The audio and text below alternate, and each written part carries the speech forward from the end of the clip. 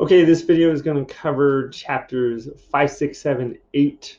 We can move ahead a little quicker now. There's less analysis to get into just because it's kind of more the same throughout. But there's a few things I do want to mention. So let's get into chapter 5. As usual, we see Athena. Here she asks Zeus to free Odysseus, let someone needs to go down and tell Calypso, which is another goddess, to let him go. And so Mercury is the one that is asked to go down and talk to Calypso. He doesn't seem very thrilled about it because she's not going to be happy. But we'll get into that. Calypso lets him go. She's not happy about it, like we said, but she does. Odysseus, of course, main character, so we don't have anything extra to say about him. Poseidon's in it just a little bit. He gets angry, and so he starts throwing waves at people as he does. And then there's a goddess named Ino. She helps Odysseus get safely to shore. It's a little strange what she asks him to do in order for it. She's like, okay, if you strip down and wear this veil, then I'll help you.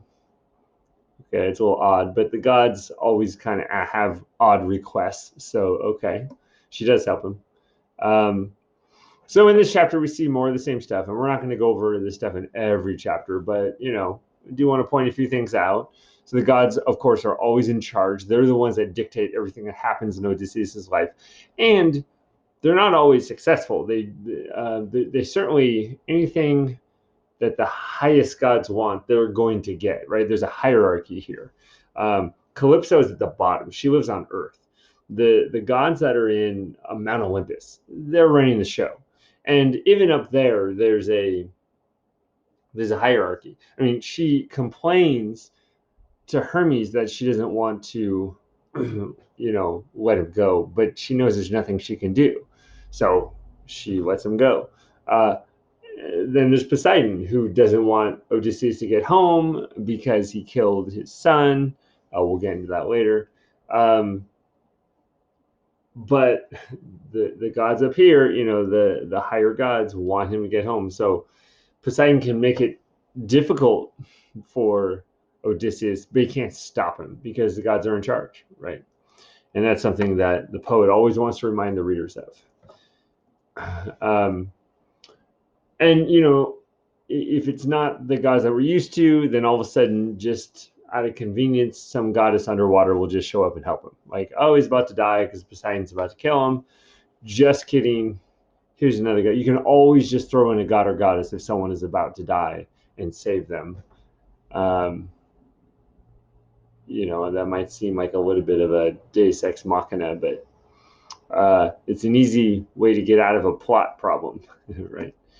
Okay, and then Athena jumps in again. She seems to be the one that interacts the most, and Odysseus is about to get crushed into the rocks, and she tells him like where to put his hands and how to get free and of his destruction, right? So lots of gods intervening. The objective narrator is interesting. We're still not quite to the worst stuff, but we're starting to get into territory where you might be thinking, wait a second, this doesn't seem right. So it states that Odysseus got tired of Calypso, though he was forced to sleep with her in her cave by night. It was she, not he, that would have it so. So that might sound a little subjective, like, oh, it's not his fault. But this is kind of just stating a fact. Like, she's the one that wants to do that, not him. So it sounds like he might be getting out of it. Or at least the author might be letting him off the hook and saying, oh, even though he has a wife at home and she's really being careful not to, get attached to any of the suitors, here he is, sleeping with a goddess every night.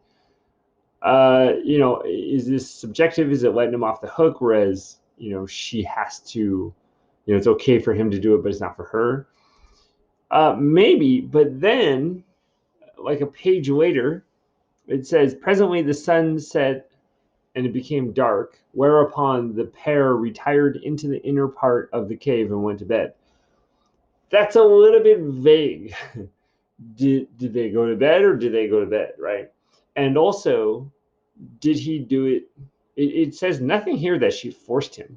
There's no indication. It really seems like he's just deciding to do it. Now, this all seems very vague. Just wait. A few chapters later, it will be less vague.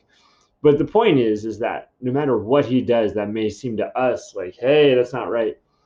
The narrator is just saying, well, here's what happened, right? Now, doesn't mean you're not allowed to have an opinion. You could be angry at him and say, I don't like this character. That's perfectly fine. So, that's up to you, right? But the way that these epics are narrated, it's always in an objective manner. So, all right, that's about it. He gets saved, he gets to shore. Book 6 is where he meets Nausicaa, and yeah, if you're a Hayao Miyazaki fan, you might recognize, Nausicaa, Valley of the Wind, or something to that effect. I think I've seen that one. In any case, I don't know if they got that from this book, but it wouldn't surprise me. Okay, so in book 6, Athena's still helping out a lot. She shows up as all kinds of little girl, and just appears and tells people what to do and that kind of thing. Makes him look like a god. But that's going to happen throughout the entire book, so get used to that. So, and then the only other character is really Nausicaa, and then her whole entourage of other females that she goes down to the river to, to wash up so she can get married, sort of, kind of. But she's the daughter of King Alcinous or Alcinous, so she's going to help out quite a bit. All right, and in this chapter, the one thing I want to point out that we haven't talked about yet is the humor, and it's pretty subtle. It's not haha type of jokes, but there's some pretty funny stuff going on, and some of it I would argue is probably on purpose, and some of it probably maybe, I don't know. So when Odysseus wakes up, he wakes up because he hears these noises and he's kind of frightened. He's like, "Oh no, what kind of people are these?" Says the girl therefore threw a ball at one of the maids, which missed her and fell into deep water. On this they all shouted, "Ah, the ball's in deep water!" And the noise they made woke Odysseus, who sat up in his bed of leaves and began to wonder what it might all be. Now remember, he's pretty much naked. In fact, I think he is, because Eno forced him to do that in order to save his life. And so, he's in this forest, this crazy noises going on. Alas, he said to himself, what kind of people have I come amongst? Are they cruel, savage, uncivilized, or hospitable and humane? And the humor here is that, no, it's completely the opposite. Like, we know what's going on. It's these group of young women who are very attractive, and they're playing, in the stream, giggling and laughing. And he's like, oh no, it's a crazy monster. I have to go investigate. What is it? Okay, that's kind of funny that he thinks they're crazy monsters when it's a bunch of, harmless people, bathing. And as he said this, he crept from under his bush, and broke off a bough, covered with thick leaves to hide his nakedness. He's like, oh no, there's a monster. I better cover up. He looked like some lion of the wilderness. Like, it's all pretty funny, right? And I don't think it's quite the level of dirty humor that we see in Shakespeare, but there's a little bit of that in here, right? And then when he comes upon Nausicaa, he compliments her in a way that's kind of funny. He says, I never yet saw anyone so beautiful, neither man nor woman, and I'm lost in admiration as I behold you. I can only compare you to a young palm tree. I'm sorry, that's the most beautiful thing that you can think of to compare her to. And I read some of the analysis, some critics think that this isn't actually necessarily supposed to be humorous. It's supposed to be more that he is having this dialogue to kind of put her at ease. But that's pretty funny. Wow, that palm tree is really attractive. Odysseus says, I cannot wash as long as you all. This is after they say, okay, we'll help you out. And, let me give you some clothes. And he says, I cannot wash as long as you all keep standing there. I am ashamed to strip before a number of good looking young women, which is funny for a number of reasons. One, he had no problem doing that in front of the goddess. And here he is, this like manly man, hero of the war and all this. And he's like, I'm a little embarrassed right now. You can't see me. Can you please go away? Like, there's something funny about that because it's the opposite of what we expect, right? So there's some ironic humor there. So, look for it. It's there, here and there. You'll see it. In a book that's supposed to be so, epic and, important, they throw in some humor once in a while. Yeah. Okay. So, which brings us to book 7, The Palace of King Alcinous. Okay, so there's a few characters in this chapter that we should talk about. Athena Minerva is continuing to help Odysseus. This time she's disguised as a little girl carrying a pitcher. I don't know why she's just walking around carrying a pitcher, but there it is. Odysseus, Queen Arete or Arete, however you want to pronounce her name. She's the one that Nausicaa tells Odysseus to seek out. Like, go find my mom. We'll talk about that in a second. And then her husband, King Alcinous, eventually, after a little bit of a pause, takes care of him. He's not sure what to do.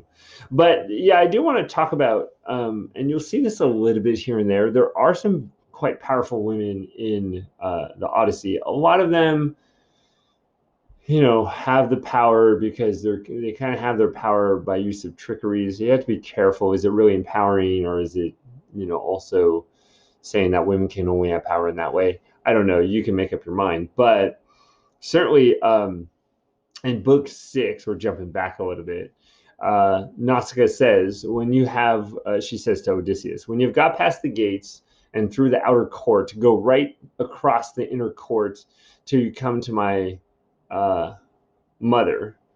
Close to her seat stands that of my father, on which he sits and topes like an immortal god. Never mind him, but go up to my mother and lay your hands upon her knees if you would get home quickly. If you can gain her over, you may hope to see your own country again, no matter how distant it may be. So she's the one that's going to take care of it and get you home, right? You have to, and lay your hands on her knees seems a little weird, to us, but, this is a kind of sign of supplication. Like, I'm begging you, please help me. And if you could get her to want to help you, can make it happen. The dad, just ignore him. And, he looks like an immortal god, like he has all the manliness. I suppose he's in charge, but not really, right? It's really the mom that's in charge. So that's interesting. And so he does that. He goes and finds her. And yeah, she doesn't stand up and like say, do what he says. But certainly because she doesn't protest, right? The elder person says, "Hey, you gotta take care of this guy," and King Alcinous is like, "Okay, let's do it." And then at the banquet, she's the first to speak, which is interesting. Like, she has a little bit of power. It was the same thing with Helen before. Like, Helen has all this power when she's coming down. She's the one that gets all the guys to stop crying. And albeit it was in quite a deceptive manner, but she still has power in that way, depending on how you see it. So here she's the first to speak, for she recognized that, and she's also clever. She notices things, right? She recognized the shirt, the cloak, and the good clothes that Odysseus was wearing as the work of herself and of her maids. So she said, "Stranger, before we go any further," she's making commands here, "there's a question I should like to ask you. Who and whence are you, and who gave you those clothes?" It's quite, direct. So it's interesting that a piece of literature this old would portray women in this manner. Okay, so I mean, that's about it. They chat, and then they take Odysseus to his room, and then in book 8. This is all really just getting to book 9. Once we get to book 9, then it's like, oh, okay, we're into the adventures, right? So in book 9, we've got this time Athena is disguised as a servant of Alcinous. I can't keep all these straight. There's Demodocus, the bard. Alcinous and Odysseus, we already know. Euryalus and Laodamus. They're the ones who taunt Odysseus for not participating in the games, and we'll see how that goes. And then Ares and Aphrodite, or Mars and Venus. That's when Demodocus is telling the story, he's singing about them. So he tells them their love story. So now we're getting into all the like really lengthy, stories within stories that you might be like, why? That's a good question. I mean, we've talked about the why. It shows the form of entertainment that they had, the importance of storytelling, might have some of the same themes, although this one debatable. But okay. And in this chapter, there's a little bit of like, these societies always have to show that they're, important and, better than everybody else. But I also find it interesting that they become really humble really quick once they find out, that this guy is much better than them at almost everything, right? So, they're kind of taunting him, and Laodamus says to Odysseus, "Sir, I hope that you will enter," so polite, right? "Enter yourself in some or other of our competitions." These are the athletic competitions, the athletic games. "If you are skilled in any of them, if you have any skill at all." And then a couple paragraphs later, it says, "Laodamus," this is Odysseus, "why do you taunt me in this way? My mind is set rather on cares than contests. Like, I've got other, my wife, I've been away from my wife for 10 years. He doesn't say that. But I got other things in my mind, right?" And they jump on him, and they say, not literally, but they take advantage of it. They think, oh, if this guy is trying to make excuses, he must be terrible.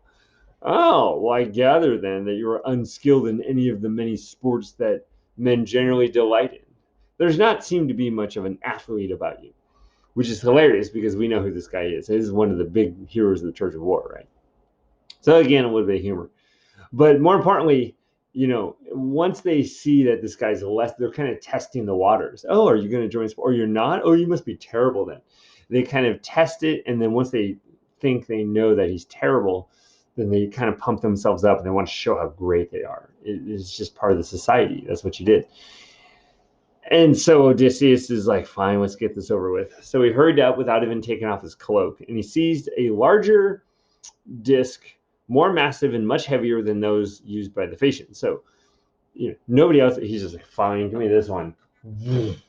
And he throws it so far, swinging, nice spelling, swinging it back, he threw it from his brawny hand, and it made a humming sound in the air as it did so. Like, it goes so fast, like, and they're like, oh, in fact, one of them says, "Oh, this guy might be a god because, he's so amazing."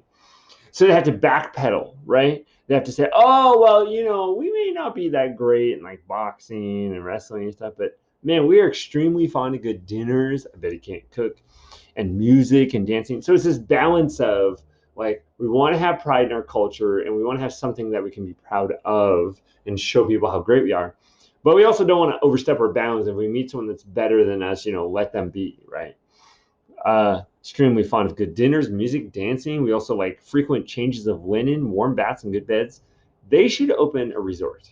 Like, that would be amazing. We change the sheets all the time. We are so good at that. Watch this. Zoom, zoom.